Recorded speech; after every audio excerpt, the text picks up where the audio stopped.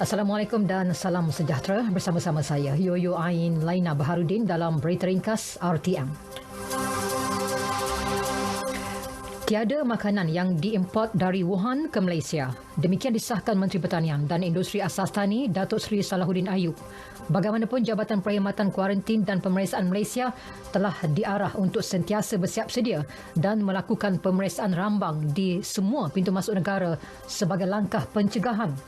Setakat ini virus ini dia merupakan human transmission. Dia tidak lagi melibatkan bahan-bahan makanan. Tetapi saya telah mengarahkan MAKIS, itulah badan penguatkuasaan kita, di semua pintu masuk. Paling tidak pun mereka pada hari ini boleh membuat pemeriksaan secara rambang dahulu. Memilih item-item tertentu seperti daging ataupun buah-buahan secara rambang dahulu. Walaupun tidak ada fakta yang menunjukkan berlakunya transmission ini melalui makanan, tetapi itu sebagai langkah prevention.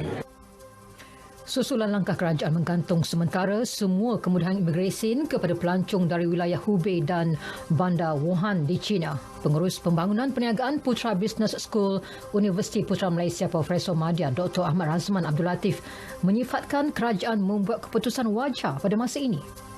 Walaupun kita sedar bahawa pelancong daripada China merupakan antara penyumbang terbesar pendapatan negara pada tahun lepas, kita lihat walaupun pelancong China berjumlah 10% daripada jumlah pelancong yang hadir, tetapi mereka menyumbang hampir 15% daripada pendapatan negara, lebih daripada 12 bilion. Namun atas kesedaran bahawa kesejahteraan rakyat ataupun keselamatan rakyat itu lebih penting daripada pendapatan semata-mata, maka kerajaan telah mengambil langkah yang bijak.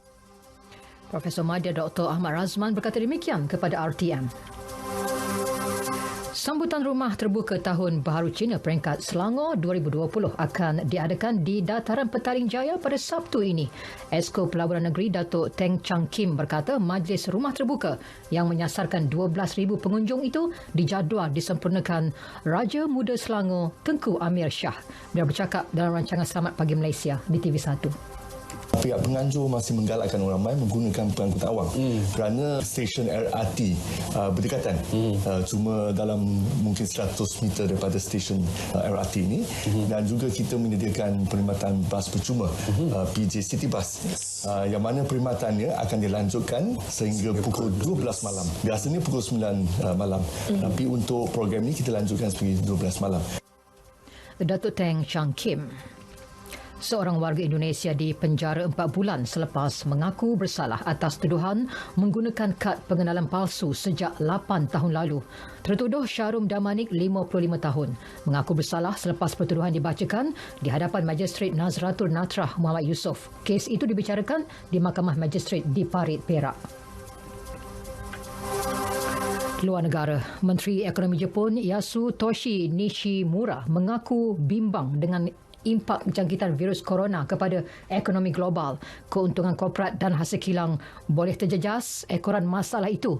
Sekiranya masalah tersebut berlarutan, ia berisiko memberi kesan kepada ekspor Jepun. China, destinasi ekspor kedua terbesar Jepun dan merupakan pasaran terbesar bagi para peruncitnya.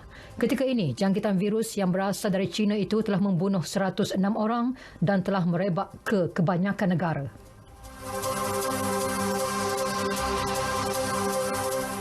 Para peminat bola keranjang dan penduduk tempatan berhimpun di Akademi Sukan Mamba Kobe Bryant di Thousand Oaks, California bagi memberi penghormatan terakhir kepada legenda sukan berkenaan, mendiang Kobe Bryant.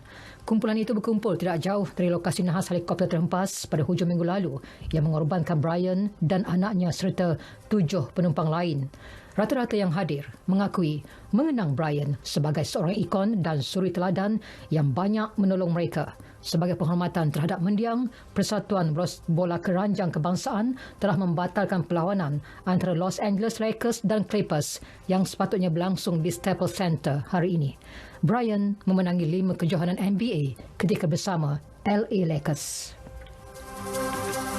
Sekian berita yang disunting oleh Afendi Haji Abdul Karim dari Pusat Berita RTM. Assalamualaikum, sayangi Malaysiaku.